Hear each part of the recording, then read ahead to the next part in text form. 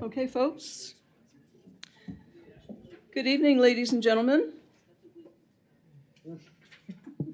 Welcome to this session of Quispamsis Town Hall Council meeting for February 17th, 2026. I'd like to call this meeting to order. It is 6:02. May I have an approval of the agenda, please? Moved by Deputy Mayor Scryer, seconded by Councillor Bigger. On the question, please vote.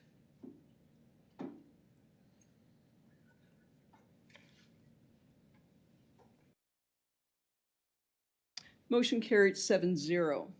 I have a few remarks this evening, and I want to begin my remarks by expressing on behalf of Council and our residents, myself, our sincere condolences to the people of Tumbler Ridge, British Columbia, and everyone affected by this recent tragedy in that community.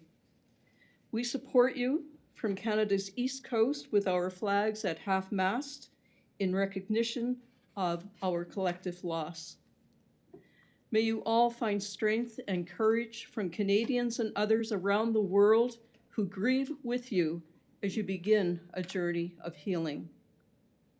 Also, on behalf of Council and our community, I want to express our sincere condolences to the family and friends and colleagues of Gaétan Cormier, a municipal councillor in Campbellton, who passed away alongside with his wife, Rosemarie Charret, in a snowmobiling accident earlier this month.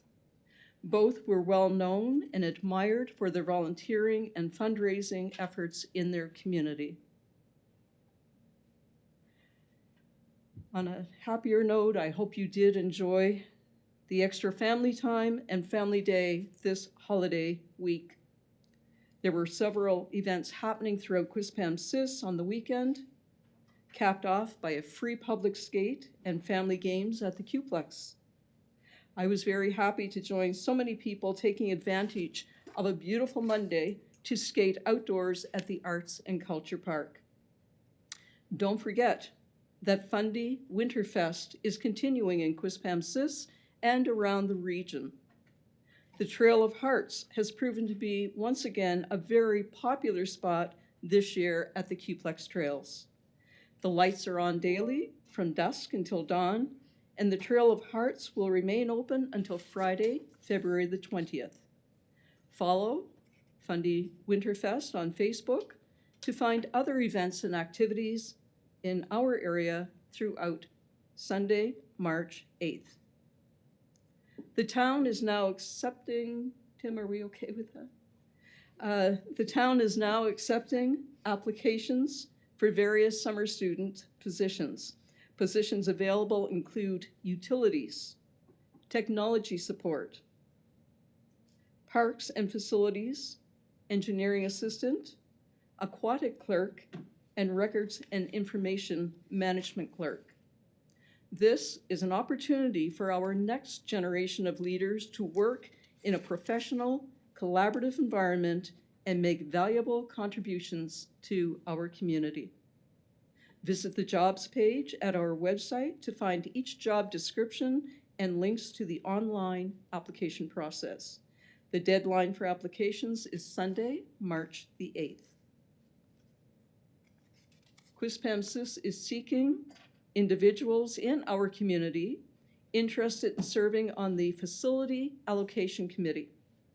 The committee will meet twice per year to consider facility usage, analyze emerging groups and trends, and recommend changes to the town's recreation facility allocation policy, which governs all facilities, ice, fields, and courts where applicable.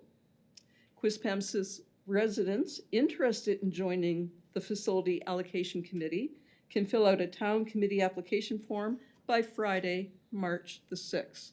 A link to the application form can be found on the committee page of our website, quispamsis.ca. Last week, I was delighted to visit several locations in our region to present checks for funding through our Community Investment Program. These applications were received last year for projects that are taking place in 2026. In the coming days, you will see posts on our social media pages recognizing these investments and the plans in place for the town's contributions. And a new round of applications is being evaluated this month for more plans for next year. It is important for Quispamsis to invest in these programs and projects that help so many people in our community. Also, last week, I attended a planning day for Fundy Regional Service Commission. This included updates on the government review of commission mandates, and I can say that we have not received anything at this time. I believe it's scheduled to be completed by the end of March. And also information on the Canada Games Aquatic Center, which is still being discussed at that level. A municipal election is scheduled for May the 11th in Quispamsis and communities all over New Brunswick. This gives you an opportunity to represent the town as an elected official and to help shape our future community. A new run for the Quispamsis Town Council page has been added to our website, quispamsis.ca, under the Town Government menu. This page includes helpful information and links to important election resources. More info will be added as time progresses toward the campaign.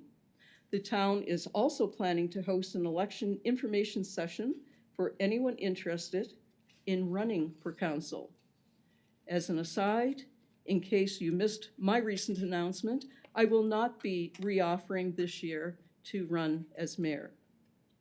Today is the official start of the Lunar New Year, the Year of the Horse. This Sunday, I'll be attending the Greater St. John Chinese Cultural Association celebrations, marking the launch of the Spring Festival. This will be a wonderful tribute to Chinese culture and heritage. Tickets are still available for the event at the Imperial Theater. I want to wish everyone a happy Lunar New Year. And this is our final regular meeting of council before March break. So I want to wish everyone at our local schools and schools throughout New Brunswick a very safe and enjoyable March break, however you make plans to enjoy that. Okay, thank you. I will call on Councillor Donovan for the land acknowledgement, please. We would like to respectfully acknowledge that Quispamsis exists on the traditional territory of the Wolastoqiyik, Maliseet, and Micmac people whose ancestors, along with the Passamaquoddy tribes, signed peace and friendship treaties with the British Crown in the 1700s. We would like to take this moment to pay respect to the elders, past and present, and the descendants of this traditional territory. And may we remind ourselves of the important work we have before us tonight.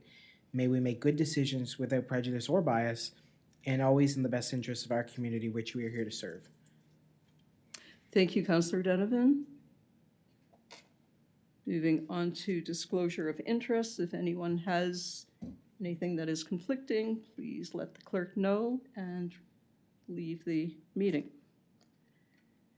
Item number 5, presentations. Project overview, multi-purpose training arena proposal. In attendance, Stephanie Viten, and we had a staff report. So I just want to remind council that this is purely a presentation. You have a motion there. We will not be speaking to this or giving any opinions on it at this time. So may I have Stephanie Viten, please, to the podium? Welcome. Thank you very much for having me tonight. My name is Stephanie. I'm a new member of the Quispamsis community. We moved here last summer. Both of my children play hockey, and I don't know about you, but we are. Is anyone here who has kids playing in the sport or play themselves or have family members? So you might or might not know that there is many families who feel that there should be more ice time available to the hockey community, which is why I came up with the idea that I would very much like to see if I could find, or if, oh, thank you, this one, okay. If I could manage to organize and fund a training rink like my kids used to go when we lived in Montreal, it would be a fantastic addition to the community because, as you know, other areas like, for example, in Fredericton and Moncton, they have apparently more ice per inhabitants. So if we would change this in our region over here too, I feel it would be a great benefit. It would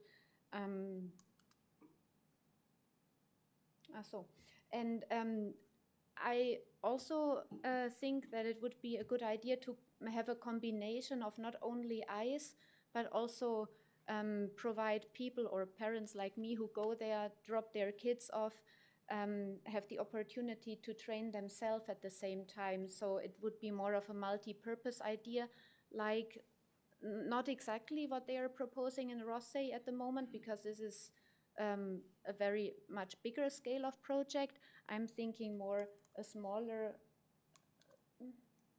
it doesn't, oh, okay.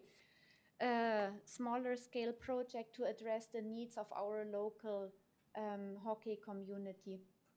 So it would, if we had additional ice surfaces, it would obviously support youth development because they would be able to train more and hence become better and more competitive.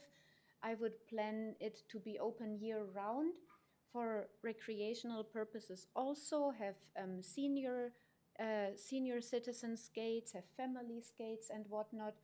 It would be very community oriented because, as I said before, I would like to combine it with offers for parents to join their kids and do their sports at the same time, or maybe have a coffee with friends or drink a beer together. It would also address the increasing demand for skill development and training space in the region, and again, make us here in the area more comparable to other bigger communities. So my idea was a training facility with that, like I would like to build it kind of salami slice tactic to start maybe with one rink, but or ideally two, and then after this is up and running and goes well, to continue with a multi-purpose, bless you, with a multi-purpose rink that could be used for pickleball, volleyball, basketball, ball hockey, you know, every indoor sports there is. Have a small food and beverage arena, also maybe space for yoga or a gym, and again designed for year-round utilization with the main focus also in summer for summer camps for kids. And also tourists, you know, who visit here, who need activities for their, or not need, but who would maybe appreciate activities for their kids to join. So important for you to know would be that I'm not asking for funds. I'm intending to fund this on my own, and I'm already out on the hunt for potential investors. I already spoke to I'm sorry, when I'm nervous, I'm losing my English. Let me just take a breath and regroup the brain. So I already spoke to, or am reaching out to potential investors. I spoke to started to speak to different general contractors to get an idea about the whole how expensive it would be kind of thing.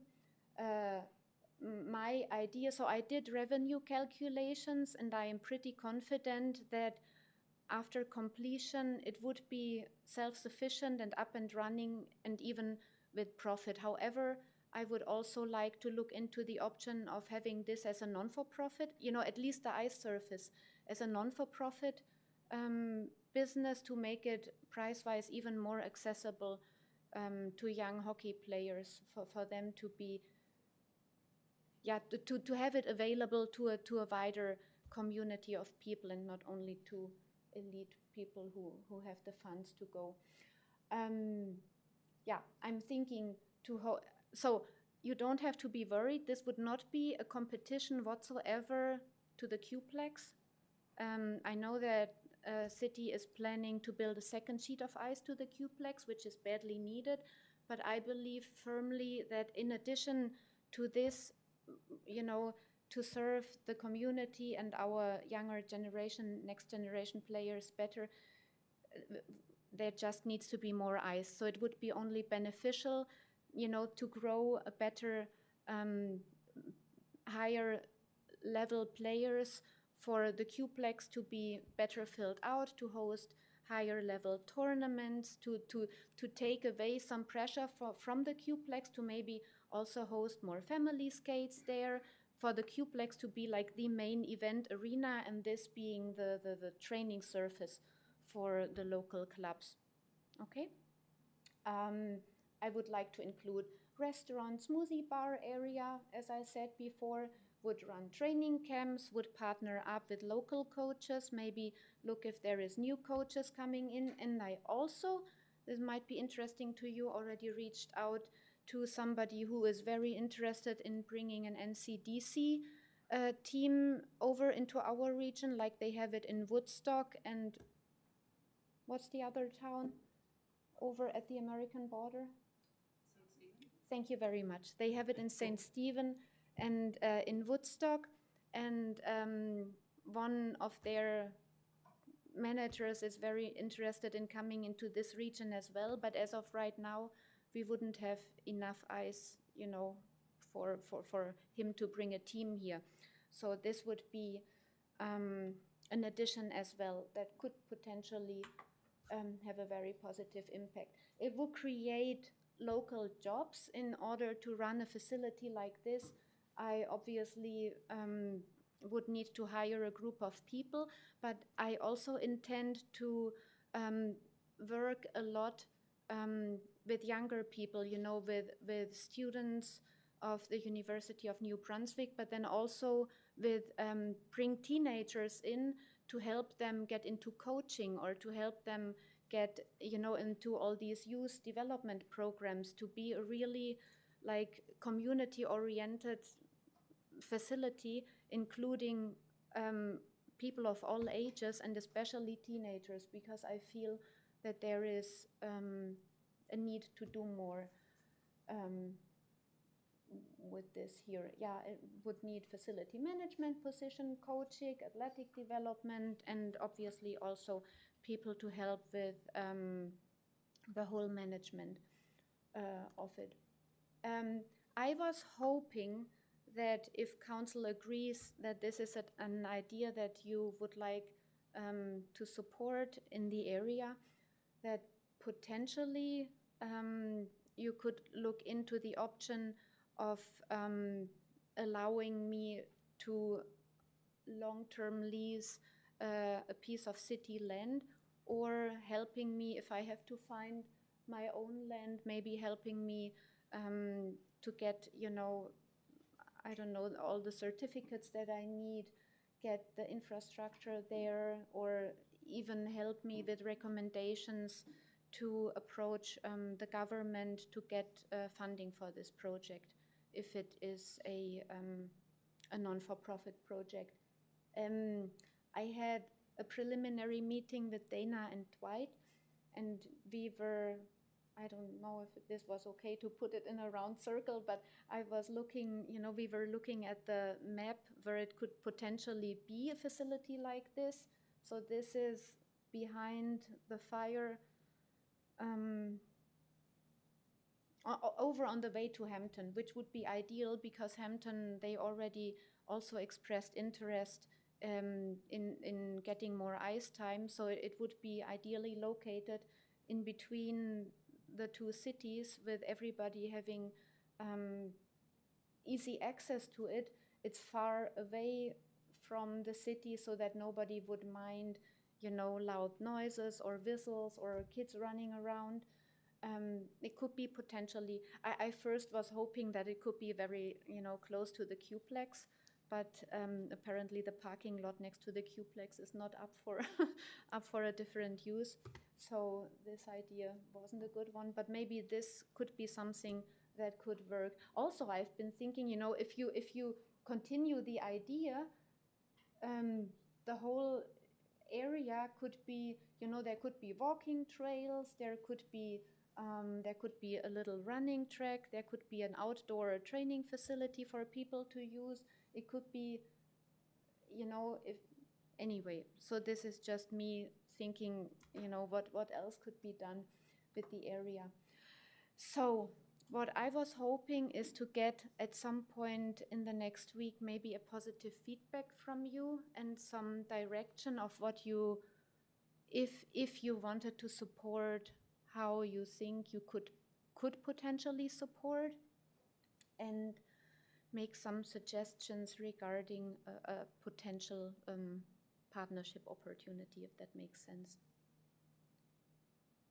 That's it. Thank you for your presentation, and certainly I will look for a motion to put that before staff. And Anybody having any questions at all? Councillor Miller. Thank you, Your Worship. Thank you very much for your presentation. It was greatly appreciated, and I admire where you're going with this, because if you look at Moncton and Halifax, a lot of those facilities are private. They're privately run, right? So I am in support of this type of project. I would like to see where it goes for sure. I admire your ambition. You're taking on a very big project, which you seem to already know. I mean, I've been to places. It would be fantastic, Yeah, if it would. It's a big project, so I support the idea of looking further to see where it can go for sure. And I noticed you mentioned the Qplex parking lot, but yeah, that would not we can't do that. We just spent a lot of money doing that, and then we've got everything else there. So I don't know what sort, but I want to say I do support the idea. I don't know as far as a motion, Your Worship, on. Just to thank the. Okay, and I think to thank, and I guess will staff get back to. You've already been talking to staff. Sorry, I'm jumping around here, but I think I think at this time, it's like any other presentation that comes before Yeah. council, that the presenter would have to do the research and determine whether or not there is Perfect. the appetite and the funding and that's not something that that staff typically does for a person who comes before us. nobody needs to do any. As I said before, this is no Yep. work No, we included at all for you. And I, in fact, was lucky enough to speak with the mayor of St. John last weekend, and she is going to get me in touch with the investor who built the ball hockey facility. So it's, So- everything is in motion. So the only thing I would need from you pretty much would be the indication if you would be willed to go baby steps forward, and if so, what a potential idea would be, what you think, At this point in time, I would have to speak, and council would have to speak to staff and see where this fits into our strategic plan and our future. So at this point in time, I think, Councillor, did you make a motion to thank the? no, I thanked, Presenter? and I guess I would like to hear from staff at a later date to see where we are on if it fits into our strategic plan, kind of like what you just said there. So it's been moved by Councillor Miller and seconded by Deputy Mayor Scryer. On the question, Deputy Mayor. Oh, thank you, and thank you for your entrepreneurship. It's exciting. Thank you for thinking about Quispamsis. I like your idea of maybe mixing the for-profit, nonprofit together. One could support the other. You know, sort of efficiencies of scale there by combining them. I like that. I like your expression, cut the salami. I thought that was cute. But one suggestion I do have for you, and maybe you've already explored this, have you spoken to Envision St. John? Envision St. John is an organization. I did send them an email, but nobody got back to me. Okay, so perhaps our staff can help you get in contact with Envision, because we are part of Envision St. John, and we pay money to them to help entrepreneurs like yourself to develop things. So I think that would be a lot of your answers may be. Yeah, I was a bit disappointed that nobody reacted to my. Well, I think they would be a great contact for you, as well as the Chamber of Commerce, or well, they call it the Chamber now in St. John. It's all one area, and they too might be able to have some suggestions for you. Yeah. So I just leave you with that thought, and thank you for presenting. I think skills development, we all know, is you want the high-end players, that you've got to have the time and the place for them to develop those skills. So thank you very much. Thank you. It's been moved by Councillor Miller, seconded by Deputy Mayor Scryer. On the question, please vote.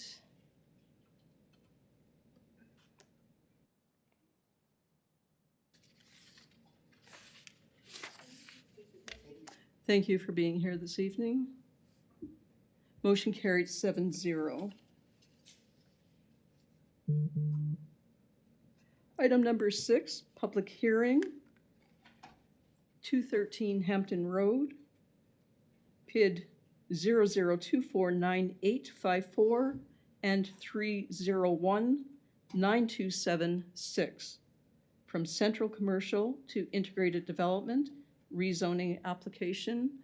And we have Andrew Dunn with us this evening, the presenter, the overview of the, so I'm going to give you an overview of the public hearing process.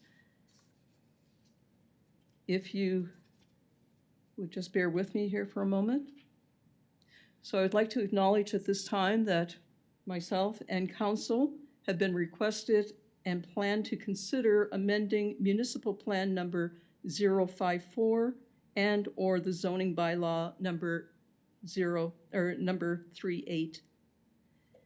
We have set this day in place for a public hearing, and we note that anyone wishing to speak for or against the proposed bylaw amendment will be heard and considered by council.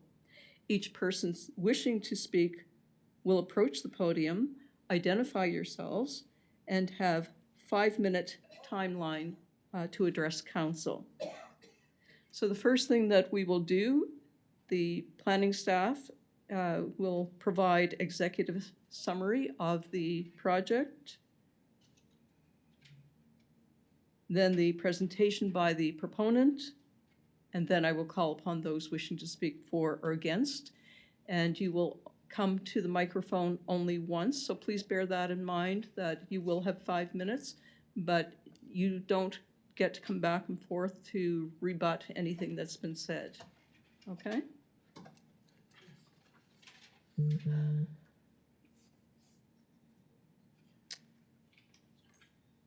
So you had an executive summary in your kit, which was sent publicly online. I will ask now for Mr. Dunn to come to the podium if you have anything to contribute or add to. Good evening. Welcome. Thank you.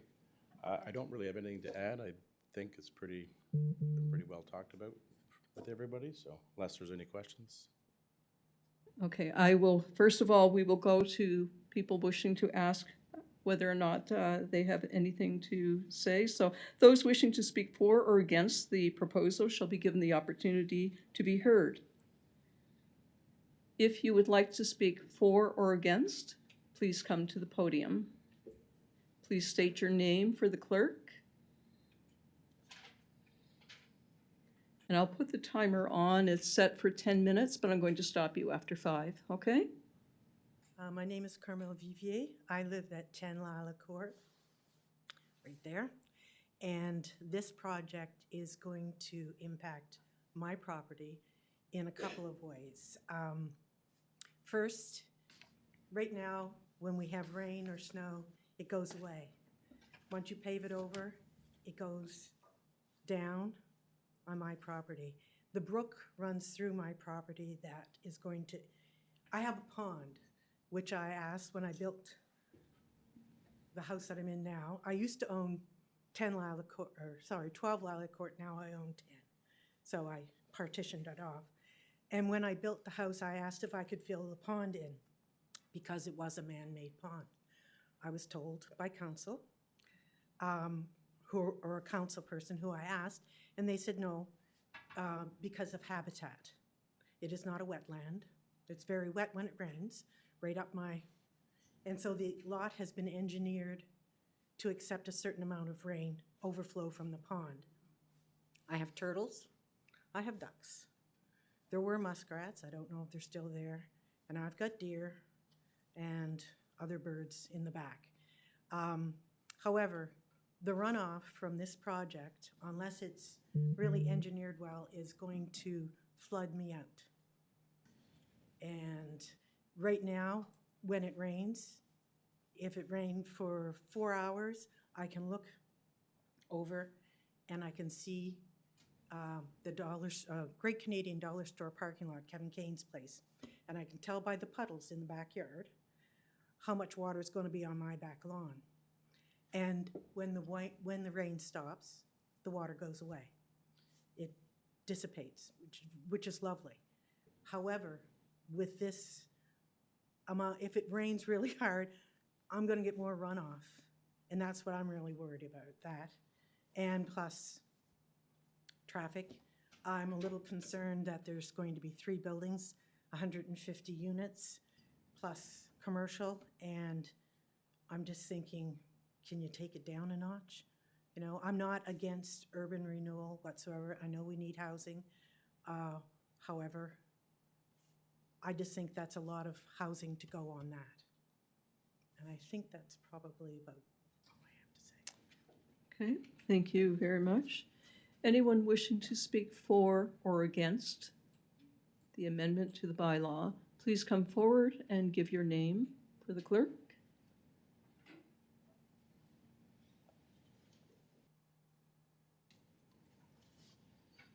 Good evening, sir. Please give your name for the clerk. Yes, John Doran.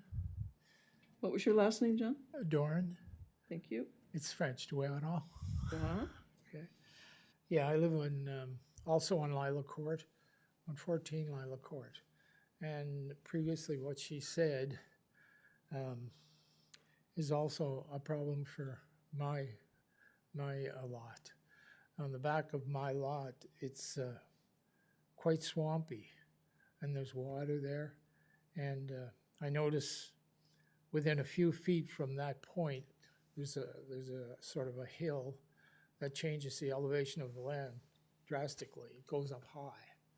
And I'm concerned that a lot of water is going to flow down there, like she said, and sort of make the swamp I have bigger. And also, on my property, we have a well that's 300 feet deep. And I'm concerned about that. And I'm really concerned about what they're going to do. Are they going to drill wells for that? That's a big project. What's going to happen there? What's proposed? And I'm concerned about that. Are they going to take away, say, well water from me and possibly from her, the lady that just spoke prior? And my wife wrote a list. Can I continue for a minute? Yes. Okay.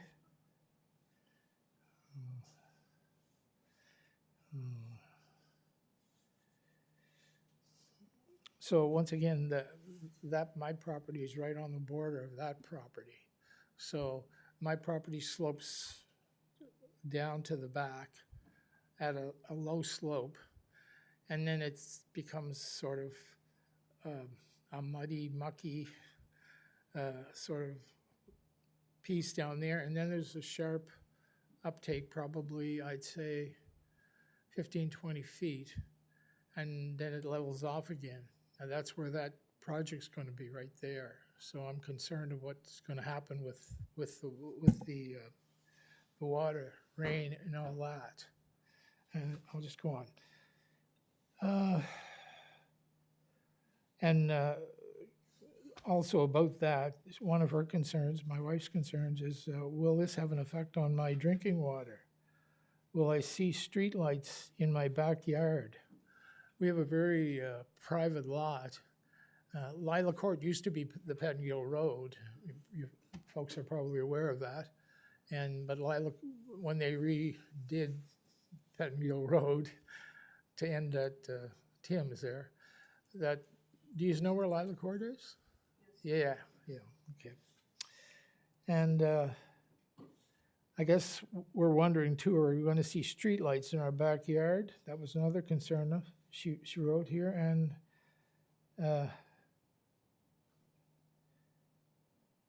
what was this concern if a truck ladder can reach the 6th floor? Fire truck, sorry. And this, I'm just reading one she's put down here. And I kind of agree with her. The buildings seem to be too high with the existing land that's on there compared to where we are. It's really making quite a height there. And that's probably the problem about all the lighting and everything that may come down on our private street. A lot more traffic in the intersections that are already busy. That was another concern. And was there anything else? Okay. Mr. Doran, just so that you know, we did receive any of the letters that were sent to staff. Council has them in their council package this evening. So if you forgot anything, or if you thought, I forgot to mention this, we have read those items that were included in your letters. Okay. Yes. Okay. Well, I guess that's it for me. Okay. Thank you very much. If there is anyone else wishing to speak for or against the amendment. Good evening. Please give your name for council. Bev England. I just wanted to put a face to the letter that I sent you all, and you have my concerns. Thank you. Thank you.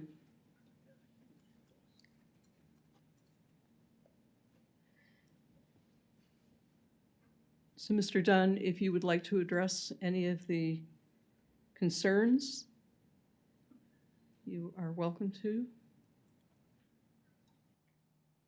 give a final summation for the clerk. Thank you very much, and thank you all for your concerns.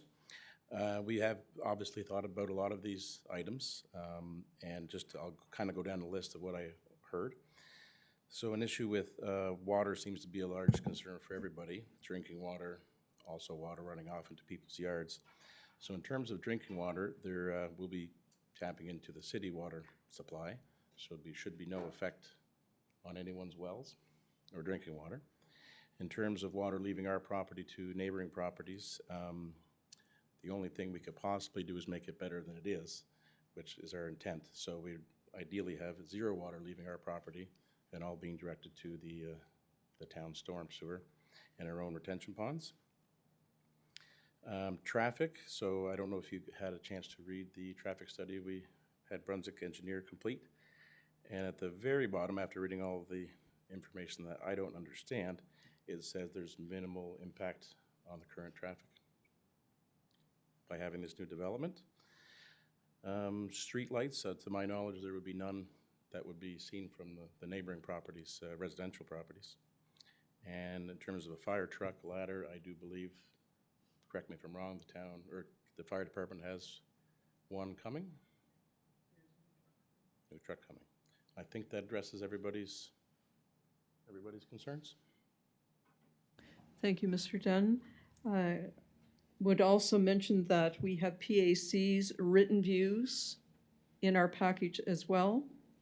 And now I'm going to turn to council. If you have any questions, you may ask those. We have our development officer, Mr. Colburn, here, and we also have the developers. So if there are questions, just let me know who you're addressing that to, so that if it is to Mr. Dunn, that he can come up to the microphone.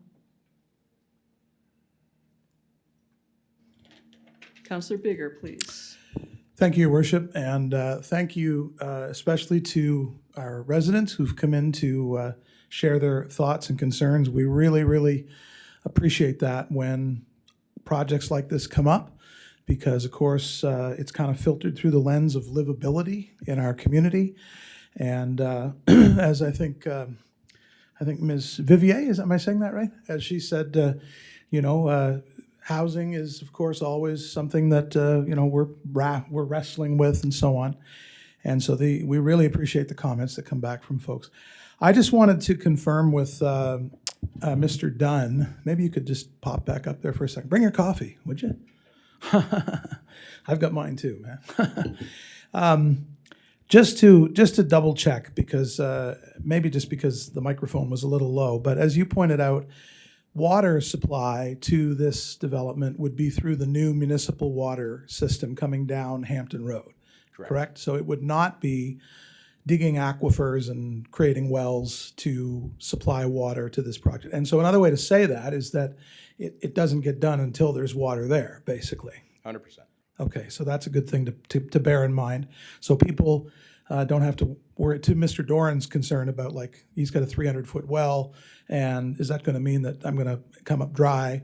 Well, the water that would supply this project, as I understand it, would come from the municipal water system, as you point out. So, and you mentioned the traffic study, and these are common concerns that we hear, things around when developments are proposed, like water, of course, being one, and traffic being one, and light pollution is one that commonly will come up. And so they're common concerns because they affect people's lives, And you mentioned that there is a traffic study you're in receipt of that you guys did? Brunswick Engineering completed it. We hired them to do so. Okay. I don't think council has that in our package. I might be wrong about that, but I don't believe I've seen that. It was just today that we got it. Okay. All right. And I might just direct a question to our planning and development manager around, is there a requirement for us, because it is a municipal controlled provincial highway, for DTI to comment on that through a traffic study?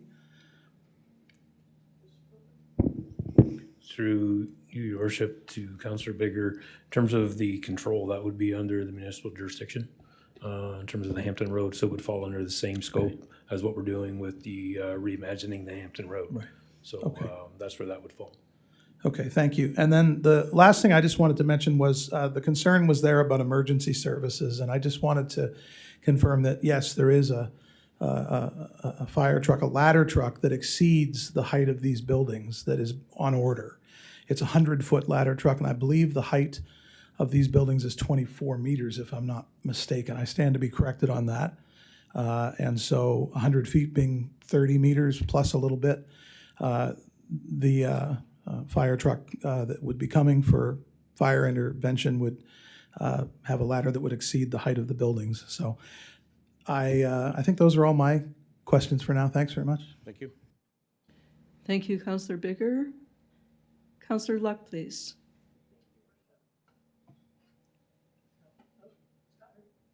Okay. Oh, thank you, Your Worship. Through you to Mr. Dunn, thank you and welcome, and thank you to the residents for sharing your concerns. I think Councillor Bigger covered off a few of the questions that I had.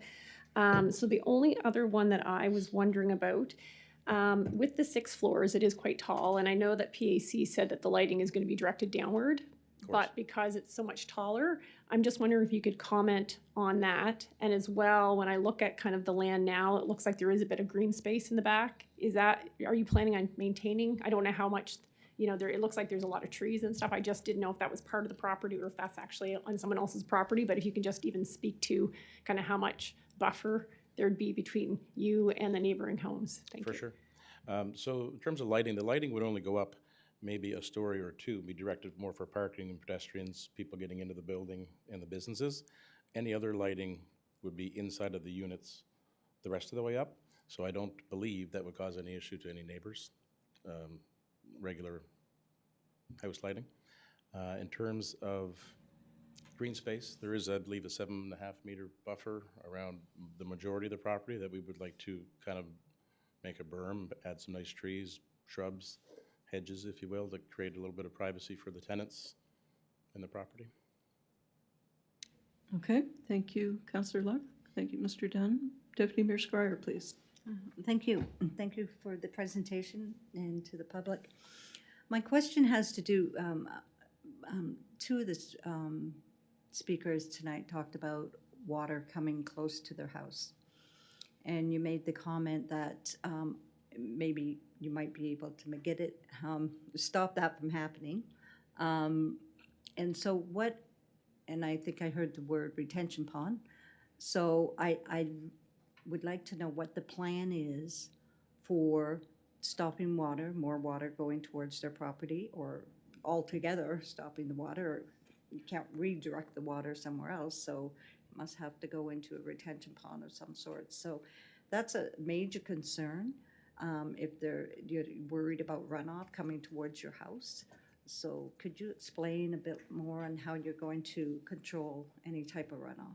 Absolutely, and I should have been more specific. We can't stop all of the water in the area, but on our property, we can direct it all. I believe, and I'm not an engineer, but our engineer that we've hired has assured me we can direct our water that we create from our hard surfaces or from our roof towards the storm water on Hampton Road.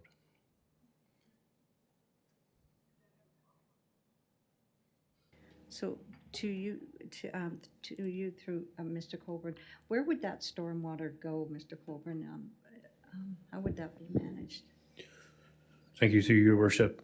So at this stage, as council would be aware, with most of these develops, they usually look at from a high level perspective. So the options in this particular case would either be some sort of on-site attenuation, whether that's some sort of retention area, or you're into underground storage. So there's opportunities as well to introduce underground storage within the parking lots, introduce sort of storage chambers that would control the water, and then it would be directed into the existing storm sewer infrastructure. So there are ways of handling, mitigating those types of concerns. At this stage, the actual detailed design has not been undertaken, obviously because of significant cost to do such as you move through this process. But that would be a requirement in terms of final approvals and permitting. There would have to be a clear demonstration that all waters is managed on site and there would be no downstream impacts. So you would be looking at, in this particular case, the stormwater modeling being run and the infrastructure looking at 1 to 100 year plus the 20%, which is sort of the norm that we've been applying to these types of projects for climate change. Thank you, Your Worship. Thank you. Councillor Miller, please. Thank you, Your Worship, and thank you to all who have come out tonight and made some comments as well. I really appreciate that last answer because flooding is a concern right now, even without a building there. And I think that's something that perhaps we should look into a bit more. Just out of my context, that pond, does it flow down towards Lake Road or does it flow from Lake Road to your pond, like the little river? Where am I at? Stop and think. Okay, so if you were standing on the lot, Yes. the parking lot beside it, there's a road path. The stream starts there, it comes down through there, and then it hits my property. So it flows into your pond? It Okay. flows in, actually, it feeds the pond. Feeds the pond, okay. And the pond is the one that overflows. All right. No, the reason I was asking is right now we've also got letters from people on Lake Road that it's going there. So I was wondering which way it flowed and perhaps with the retention, it won't stop what's coming in from the bowling alley area or the other area, but it will still stop what's going in from there. I guess I just want to make sure because flooding's a bit of a challenge now and Lake Road, well, I grew up when there used to be a pond and they filled part of it in, so that was back in the 70s. Nobody was here, nobody on the council. But I think that's something that we have to be very concerned with any development now. We're seeing that in all of them that we're making, because when we all moved out here, there were small little areas, lots of trees. Now there's less trees than that. So I just want to be very, careful is not the word, but I just want to make sure that we get the water thing right, because if we do it right, I think we can actually perhaps help some of the people now versus what they're getting now. Thank you. Thank you, Councillor Miller.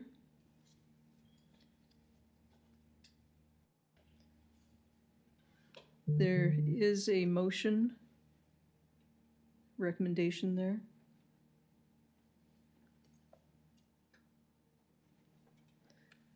Deputy Mayor Scryer, please. I'm going to bring it up here. We have a motion. I think I'm going to bring it up. First reading be given to proposed zoning bylaw amendment number 038-53.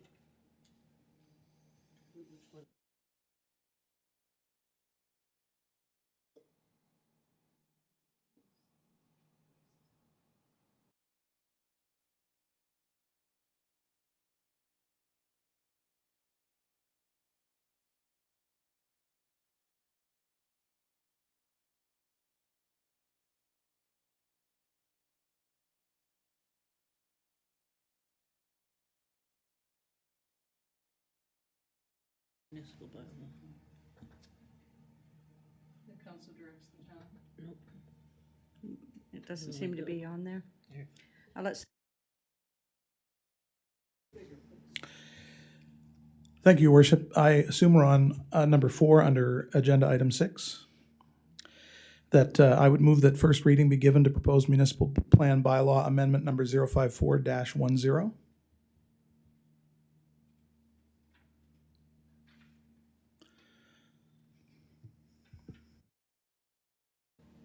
It's been moved by Councillor Bigger, seconded by Councillor Olson.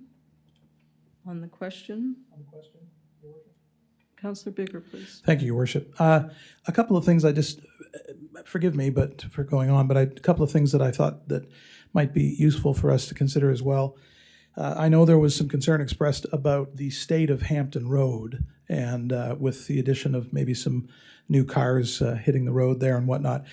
And for the sake of the public that may not be aware, Council has been, along at the direction of and with the leadership of our great staff, has been working through a review of our municipal plan. And there's an ongoing project related to the complete rebuilding of Hampton Road, and it's somewhat in relation to the expansion of the municipal water service.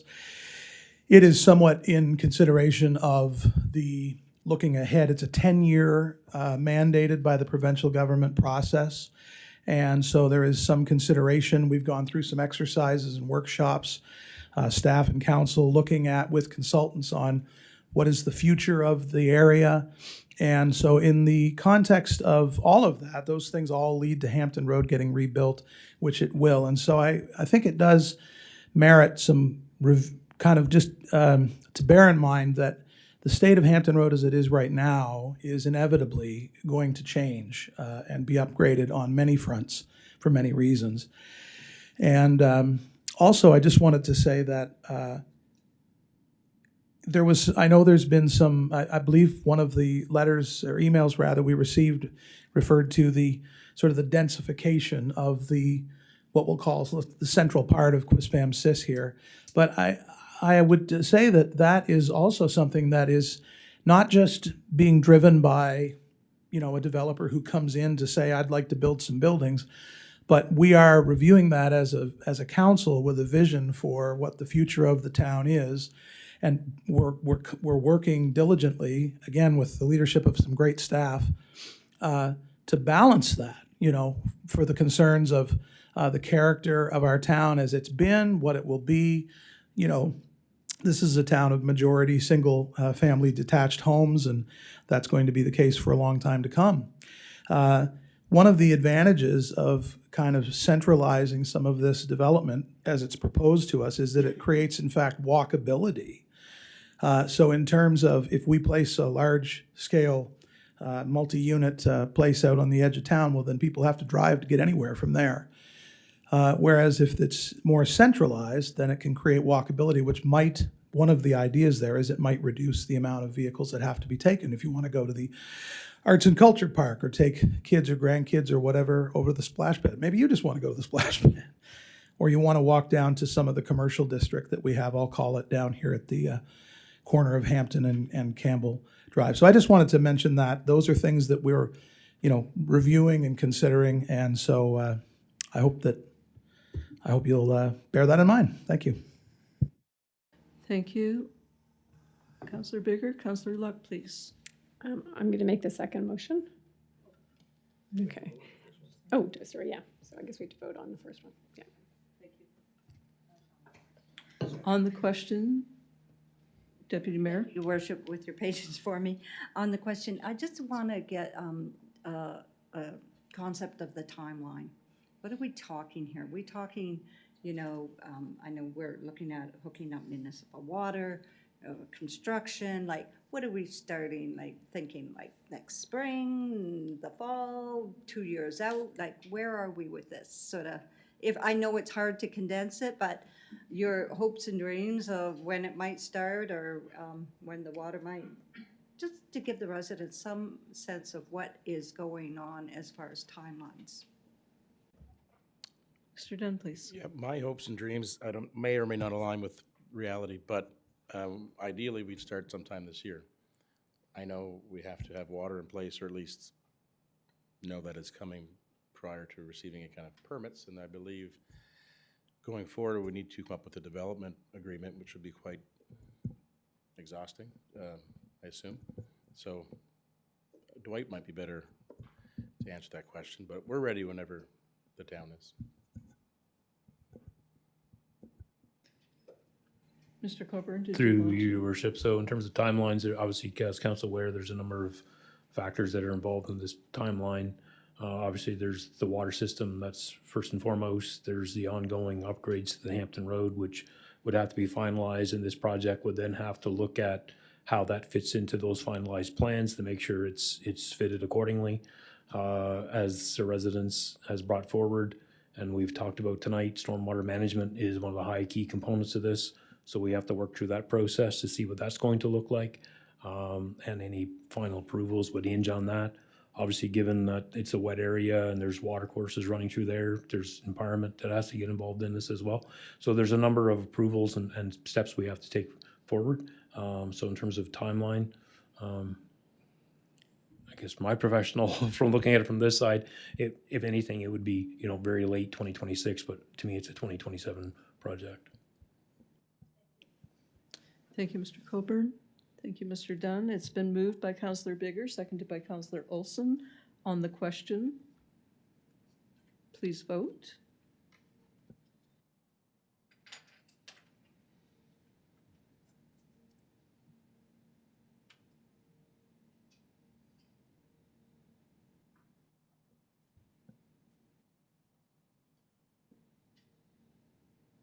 Motion carried 7-0.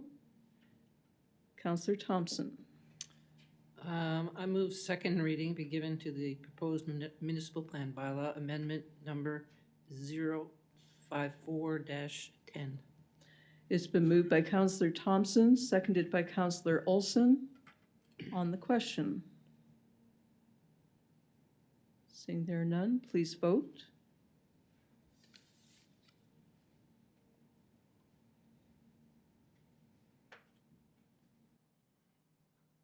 Motion carried 7-0. Thank you, Mr. Dunn, for your presentation this evening. Thank you.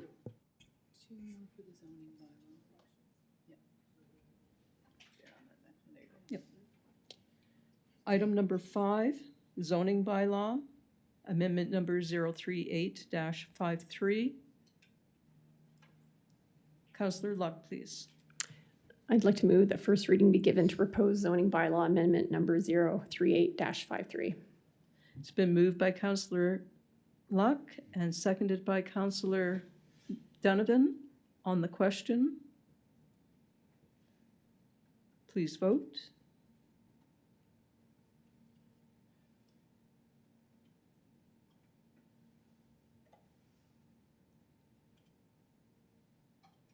Motion carried 7-0. Councillor Bigger, please. Thank you, Your Worship. I'll move first reading be given to proposed zoning bylaw amendment number, I think that would be second reading, actually. I'm a literalist. Second reading be given to proposed zoning bylaw amendment number 038-53. It's been moved by Councillor Bigger, seconded by Councillor Olson on the question. Seeing there are none, please vote.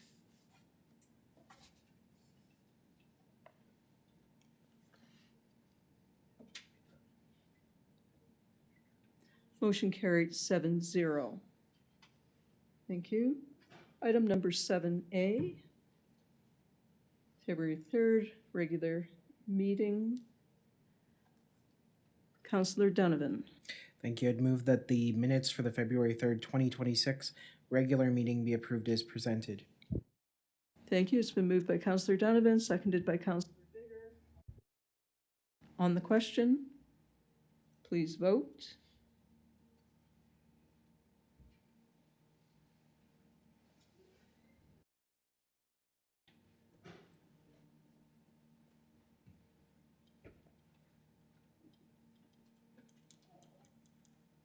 Motion carried 7-0.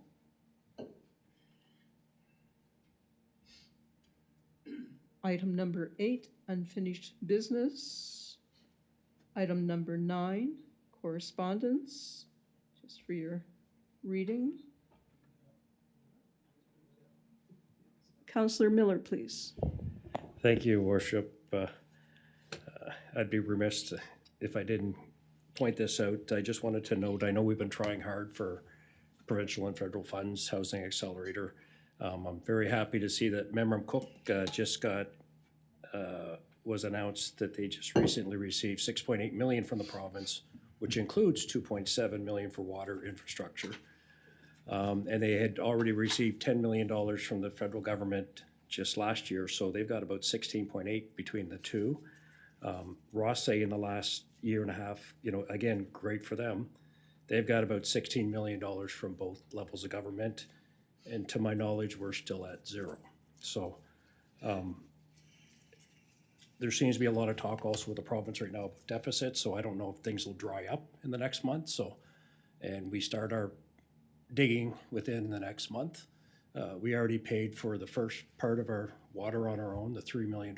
So it's just, I guess I know you're doing stuff, but it's constant pressure. But I see some stuff going out, and there's many other announcements going out about funding, and we're still at zero. So it's great that we're taking it on our own, but it seems we keep taking it on our own. So that was just to point out, you've got the notice that was from GNB that shows that they've got the money. So I know we keep hoping and waiting, but it was first we waited for the federal budget, and now we're still waiting. So hopefully there's good news soon. I know I'm still very hopeful, but just wanted to point that out. Thank you. Thank you, Councillor Miller. On to item number 10. Oh, sorry, correspondence, yes. There was nothing we had to do with that, though? No. And there's no motion for that? Okay. Okay.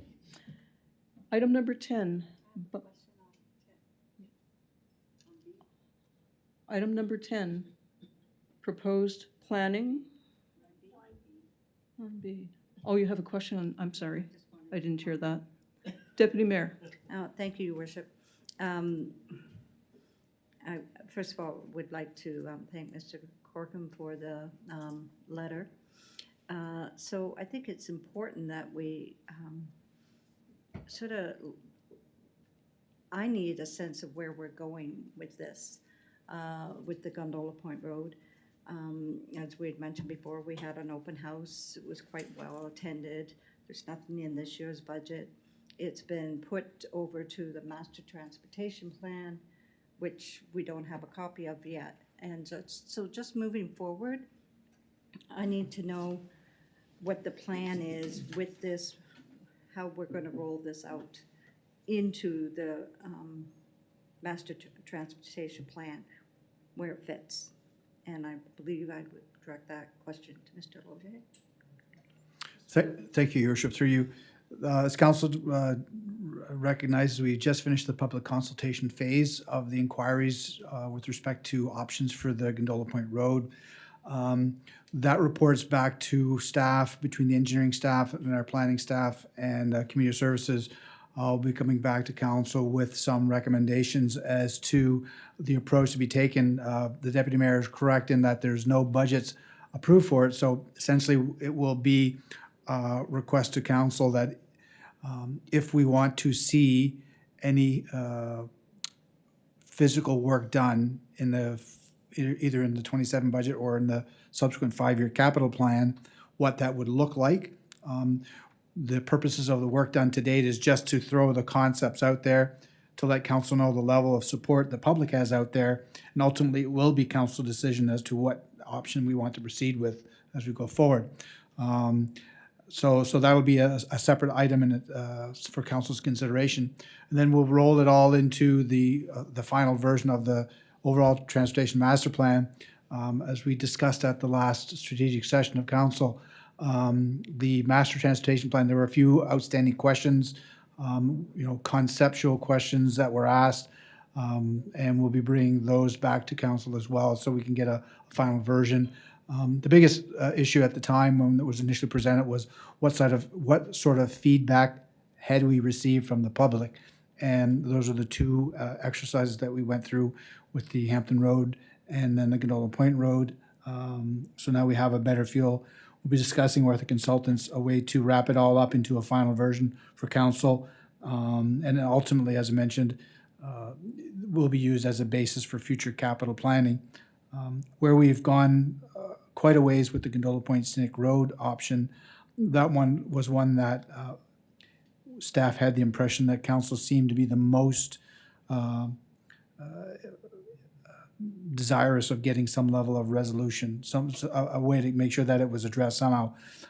Between the completion of the pump stations on the Gondola Point Road, the access down to the Gondola Point Arterial, out onto the Route 119 from the end of the Gondola Point Road, and just the nature of the road surface itself seemed to be the one most driving the capital investment question. So staff has taken that as our impression as the first priority when it comes to the next round of major street upgrades, and we wanted to make sure that before we made a recommendation to council as to how to do it, we wanted to make sure that there was some level of community involvement and public input so that we can take that back to council.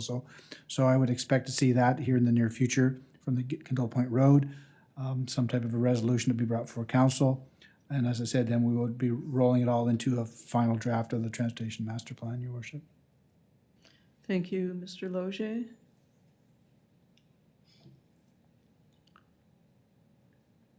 No further questions on that?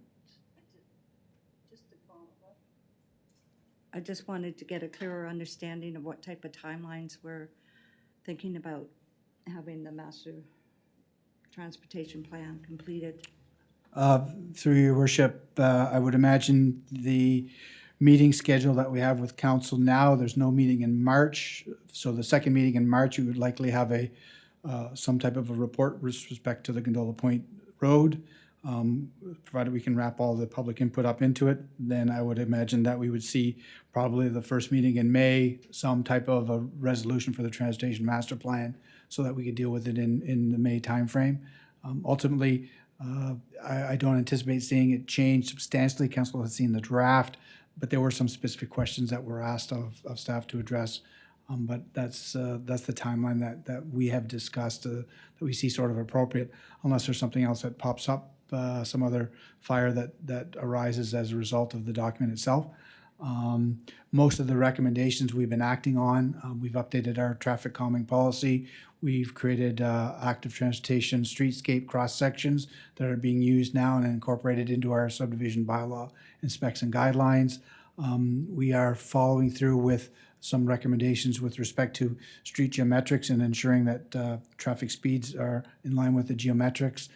So there are a lot of the documentation that was provided in the initial draft that we're doing now. It's just a matter of getting something that has a final stamp on it that we can use that way and then get a consistent reference point for future initiatives of the town.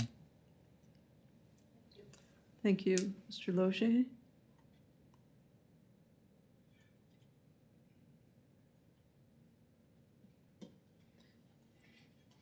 Item number 10A, Proposed Planning Advisory Committee Bylaw, Amendment number 053-01, Staff Report from Development Officer, Planning and Development Services Manager.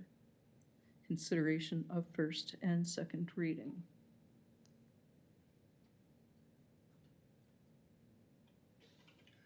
Councillor Luck, please.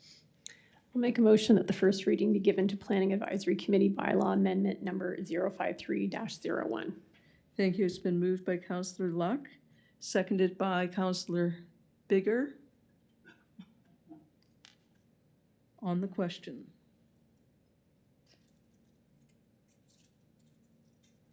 Please vote.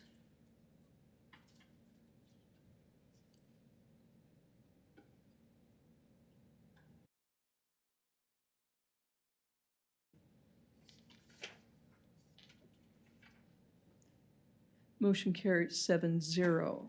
Councillor Olson. Thank you, Worship. I'd move second reading be given to Planning Advisory Committee Bylaw Amendment number 053-01. It's been moved by Councillor Olson, seconded by Councillor Deputy Mayor Scryer. On the question.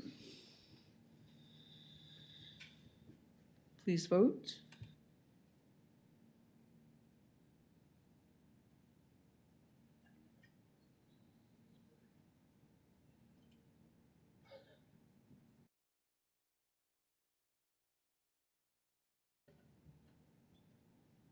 Motion carried 7-0. Item number 11A, Queensberry Heights Phase 16, Council Assent, Staff Report from Director of Planning and Development.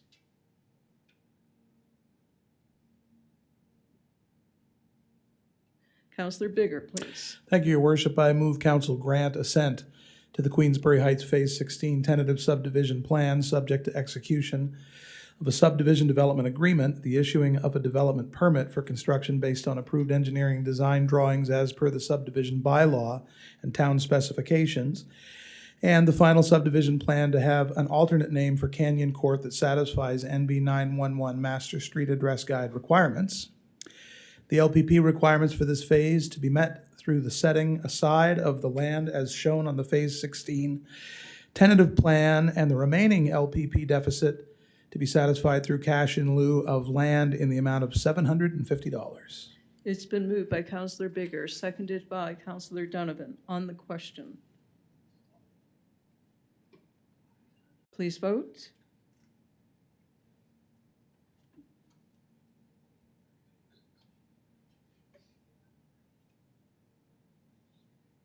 Motion carried 7-0. Councillor Olson, please. Item B. B? Yeah, your light was on. 11B. Yes. Thank you, Worship. I'd move council commences the rezoning process to rezone 302 Model Farm Road from neighborhood commercial NC to rural RU by directing the clerk to set a public hearing date as per the Community Planning Act, referring the matter to the Planning Advisory Committee and notifying property owners which within 100 meters of the subject property. It's been moved by Councillor Olson, seconded by Councillor Luck. On the question. Deputy Mayor Scryer on the question. It's not really a question, it's just a comment, and Brunswick Nursery, this is the property of Brunswick Nurseries. which many of you would know has been here in our community for a long, long time. They did a lot of lawns, a lot of plants, teaching us what plants the deer won't eat. And so I congratulate them on their retirement, and they're taking their home back to what it was originally. And it's sort of sad that they're not with us anymore as a business, but they certainly served their community well. And Duncan, well known for his editorials in the paper, and so wonderful business that they ran for many, many years at Quispamsis. I wish them best of luck in retirement. Thank you, Deputy Mayor. It's been moved by Councillor Olson, seconded by Councillor Luck, or yes, Councillor Luck. Please vote.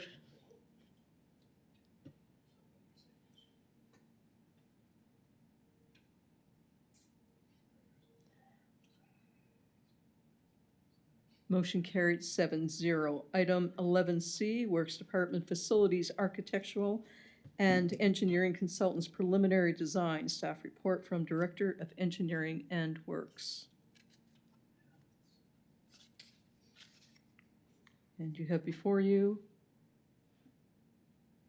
a motion. Councillor Luck, please. Thank you, Your Worship. I do have some questions before I make a motion, because I'm not sure. I guess reading the documents, I guess I have a few things. I know during budgeting, and again, I'm in complete support of, we know that the Works Department needs an overhaul and we need a new building. During the budget planning process, we did allocate, I believe, $5 million this year to go towards that. But in those discussions, we also talked about looking kind of ahead in the future. We're also going to potentially need room for a Parks Department. And I guess I just feel like this motion kind of puts the cart before the horse, because, it's like $1 million in planning fees, but I don't feel as council that we have a solid understanding of what the plan is before we give it to an architect to design. So I guess personally would like to have a better understanding of the bigger plan in terms of what are we planning on doing with works and parks, so that when we give this money to the architect, we're not going back with change fees and all these other things.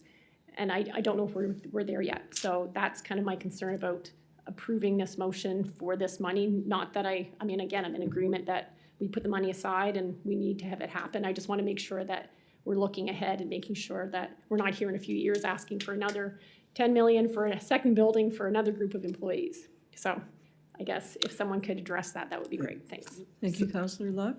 Thank you, through your worship. The package before council this evening, as part of their proposal, they did include the consultants, their architects and engineering consultant team did propose to us a scope of work that would include a needs analysis and an additional review for the community services group to be incorporated into this particular project, so that you'd see a full municipal operations project.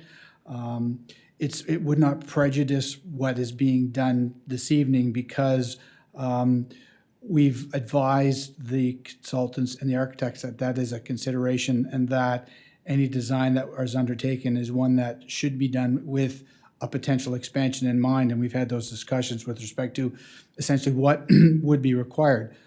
If we look at things like fleet requirements, those can be easily incorporated into the designs that are being proposed today. Essentially, they'd be looking at what are the operational requirements of, say, a community services group. The scheduling and the timeline that is being proposed with this package from the consultants and the architects could incorporate that. The proposal that they've given us, we've forwarded that to our CAO for discussions with the community services group to see if there's something that is available in their planning stages of the budget.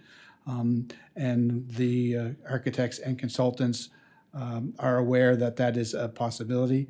So they've advised me that this would not hold up or result in any changes, because we would not get to a final design package until because council's made that request, we would not get to a final design package without advising council along the way of what we're going to do.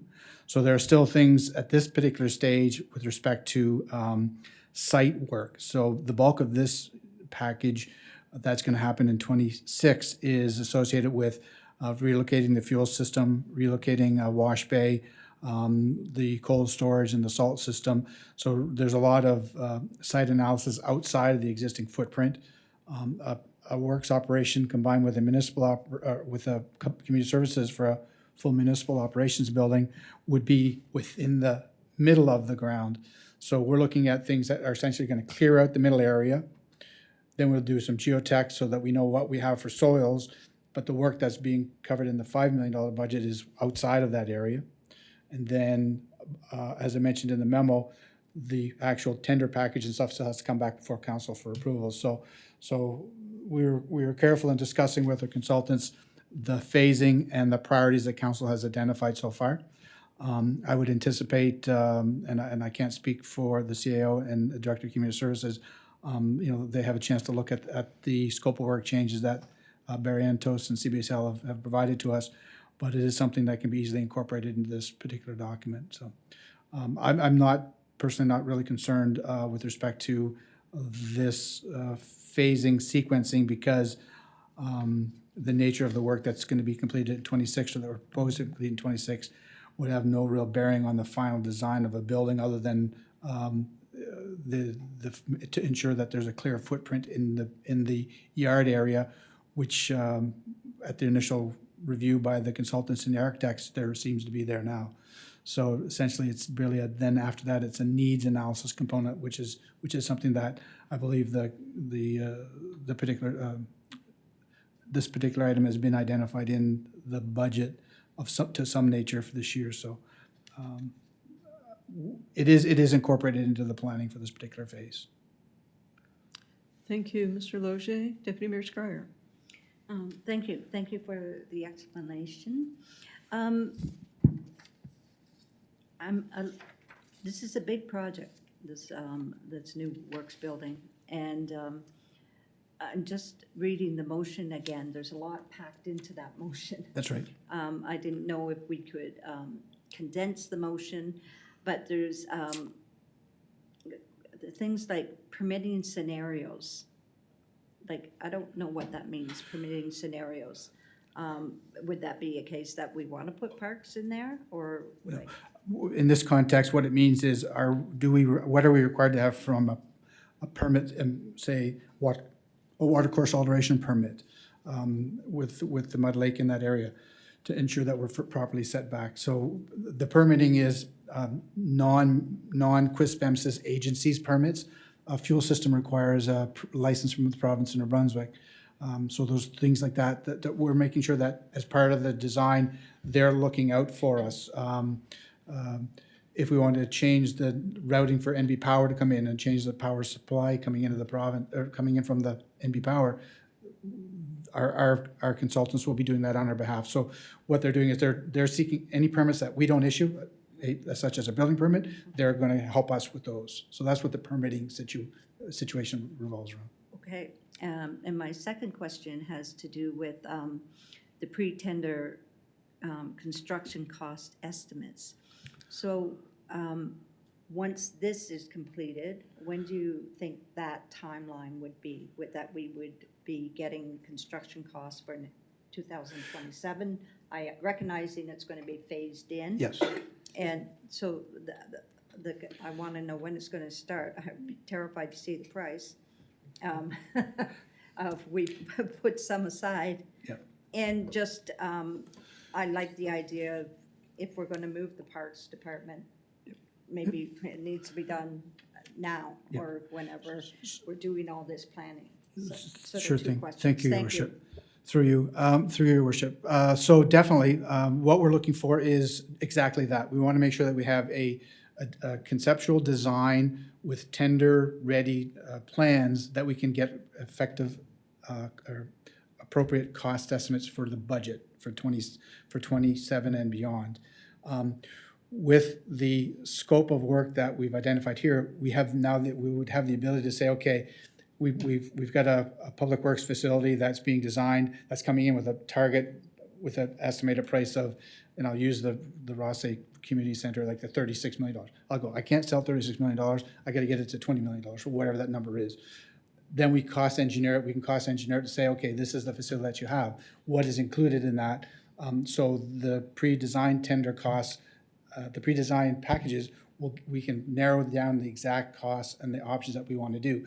We've gone through the needs analysis last year, the $75,000 that council approved for the review. So that said, okay, in a 15 to 20 year growth period, you're going to want to have 5 mechanics. You could potentially increase the number of snowplow routes by 3. So you're going to want to have the staff level for that. So you're going to need accommodations, lunchrooms, locker rooms, training facilities. Council agreed that we should be looking at moving the engineering team out of the town hall to that area so that we could maximize the use of the town hall. So we've incorporated that into the drawings, the potential drawings, and the needs analysis. As I mentioned earlier, the ability to incorporate community services and make it a municipal operations center, they're being made aware of that. And it's, if council will recall, there was a little bit of a building block exercise that the architect showed us. Same idea would come across, is now we'd say, okay, here's a undercover garage for the mechanics. Here's cold storage. This is the size that you need for administration. Questions like, would there be shared administration? Would there be shared front desk requirements, shared locker, or individual, meeting space for job allocations? Those types of questions will be coming out, all part of this process. So the intent is that this was being proposed this evening. They will have all the documents ready so that once we make a decision, we can go to tender. So we're not actually committing any tender money. We're actually providing estimates to get a budget number that we can bring back to council for budget session to say, if you want to proceed, here's what a final version will be. How are we going to phase that? Is it going to be the building in 1 year, the outbuildings in another year? So all this thing is be pulled together at that time. So this was proposed recognizing that council had asked for a phased approach so that we could manage and monitor the allocations of the budget in the future. I think it would be irresponsible of me to come to council and say, okay, we want it all in this year, because it's just not practical. Even if we wanted to do it this year, there's no way that we could actually accommodate construction of this nature of a facility in a 1 year time frame. This is a 2 to 3 year time frame, and I think this is the best way to do it, is you get everything that you need identified first. I've heard it in council before, you eliminate the wants and the desires and you focus on your needs. Here's what we need to have. We can properly represent that. Size the facility accordingly, come to council with an accurate budget for next year's deliberations, and then we can proceed forward. The add-on components such as community services or other aspects of that we want to see are easily accommodated into the process that we're planning for this particular facility, Your Worship. Thank you, Deputy Mayor. Thank you, Mr. Loge. Councillor Luck, please. Thank you, Your Worship. I just have 2 follow-up questions. One, you had mentioned, that really this year is just about the planning. So if the planning costs $1 million, will the 4 other million just be put in the kitty? So we have $5 million set aside for this year. So, potentially tonight we're going to give $1 million for planning. So the 4 other million, because it sounds like it's not, we're not breaking ground, is that going to be spent this year? I guess I just worry that, when do we get to the actual cost of the building?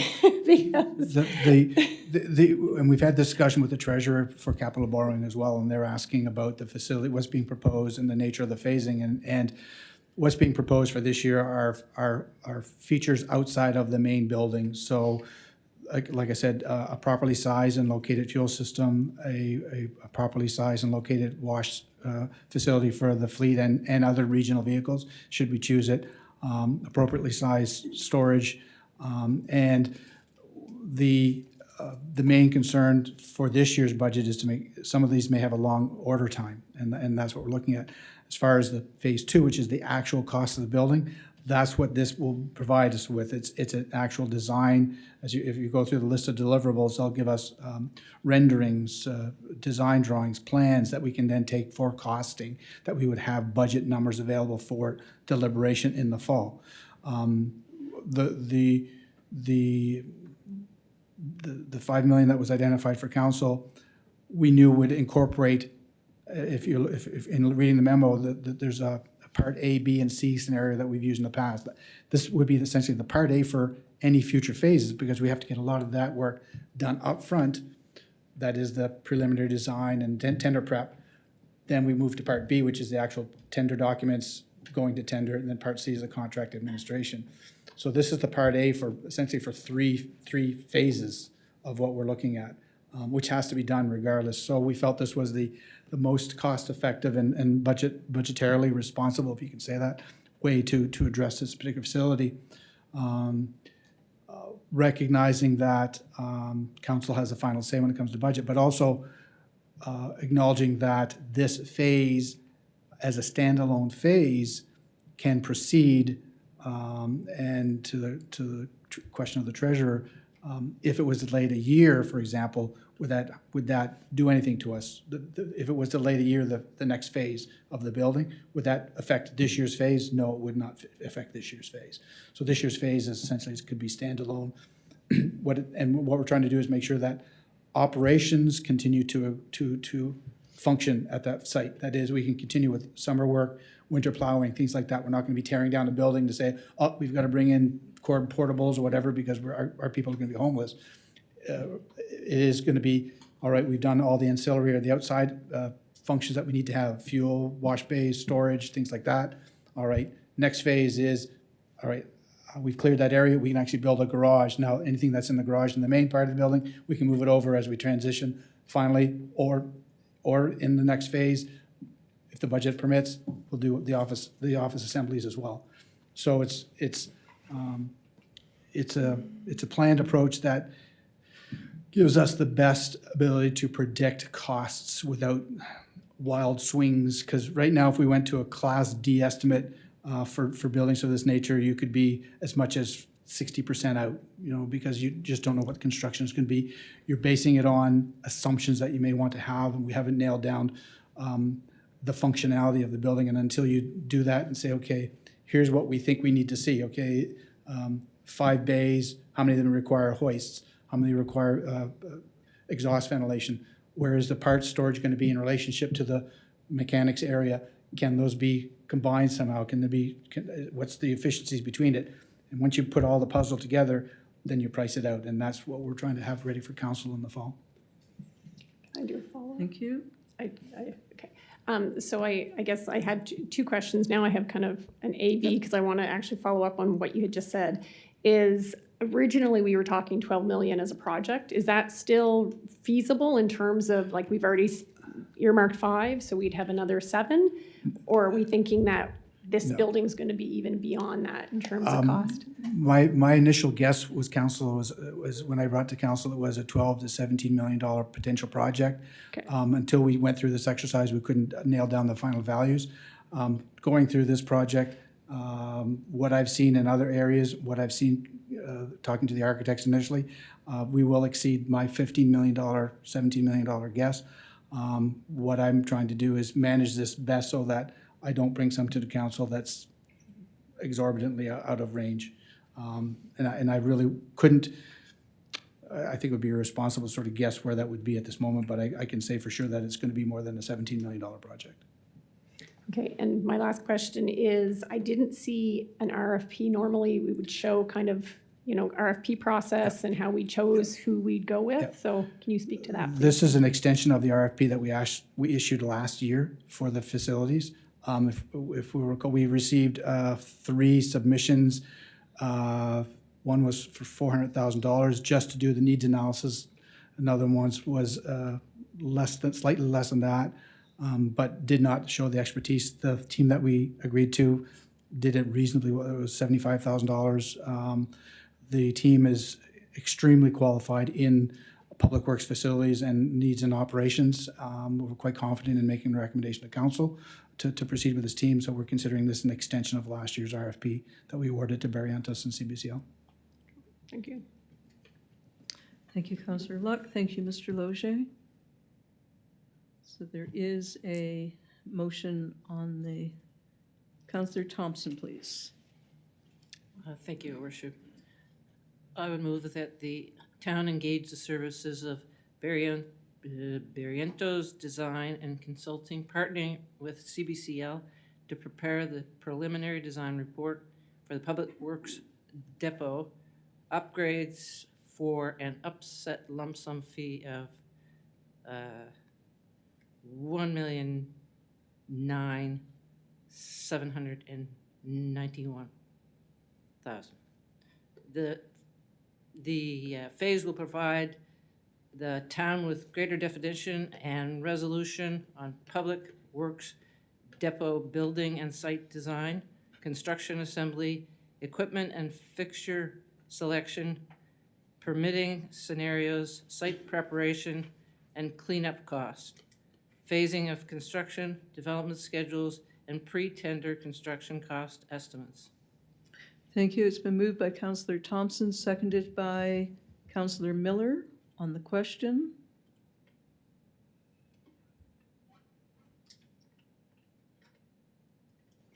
Councillor Olson, did you have a question, or was that? No, thank you. And Councillor Thompson? No, okay. Seeing there are no questions, please vote.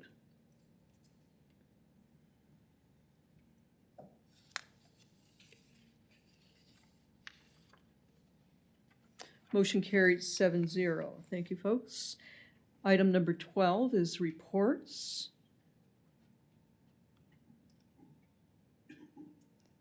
Item number 13, business arising from Committee of the Whole, ratification of additional position, Works Department, Fleet Division.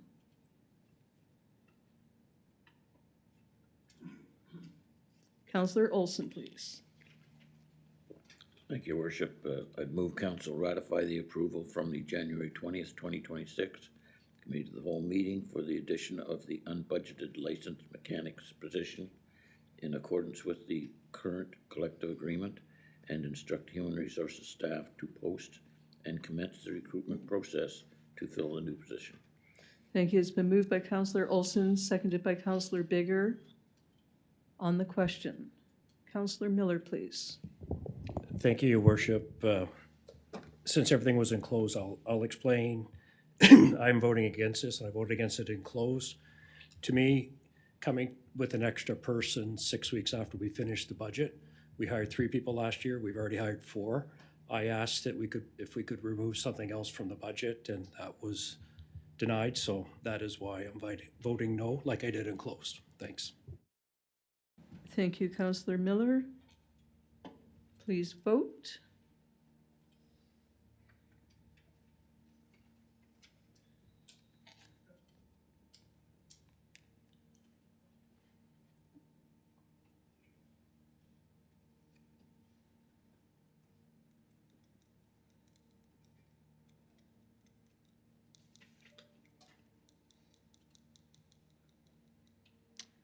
Motion carried 5-2 with Councillor Luck and Councillor Miller voting against. Item 13B, nominating committee recommendation for library board.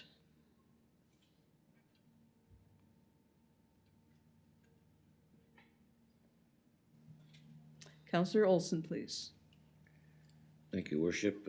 I'd move council ratify the acceptance of the nominating committee's recommendations for the February 3rd, 2026 Committee of the Whole meeting to appoint Carol McFarquhar to the Kennebecasis Public Library Board for a 3-year term, effective immediately and expiring January 31st, 2029. Thank you. It's been moved by Councillor Olson, seconded by Councillor Donovan. On the question, please vote. For the draft political policy that I've added to e-scribe that they'll have to just ratify and open. Draft political policy. Yeah, the employee political activity. Thank you. Motion carried 7-0. Do we have that down here? It is. What number? It'll be 13C, and if you Okay. refresh, it should Yep. be there.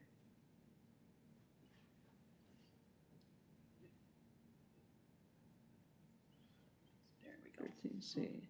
Item number 13C, draft political policy.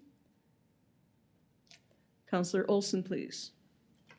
Thank you, Worship. I'd move council accept the recommendations as amended and direct staff to draft revisions accordingly.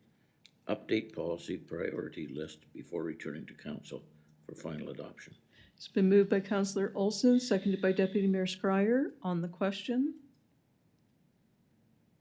please vote.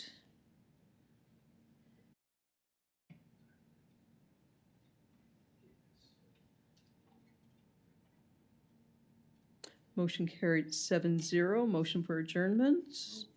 Moved by Councillor Olson, seconded by Deputy Mayor. On the question, Your Worship, are we adjourning or are we coming back? we have to adjourn out of this first because we're coming back into close. Thank you. Please vote.